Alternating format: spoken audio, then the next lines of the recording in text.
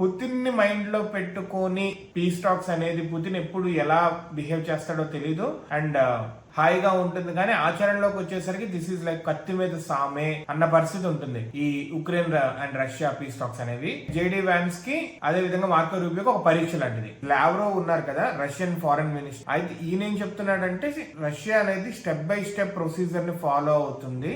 Before presidential meeting అయ్యే లోపు step by step procedure ని మేము ఫాలో అవుతాము. ఒకటైన తర్వాత ఒకటి ఫైనల్ గా పుతిన్ పిక్చర్ లోకి వస్తారు.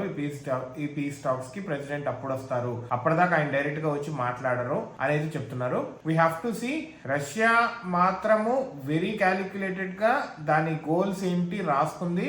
ఏం జరగాలి, ఏం జరగకూడదు, ఏం జరిగితే మేము పీస్ టాక్స్ కి వస్తాం, ఏం జరగకుంటే మేము ఇంకా ఆక్రమిస్తాం లేదా యుద్ధం ఆపం అనేది రాసుకుంది.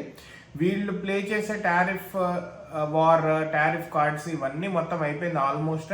రష్యా చేతిలోనే ప్రస్తుతానికి వీళ్ళ జుట్టు, ఉక్రెయిన్ వాళ్ళది జుట్టు ఉన్నట్టు అనిపిస్తుంది. We have to wait and see like how these diplomatic peace talks gonna B.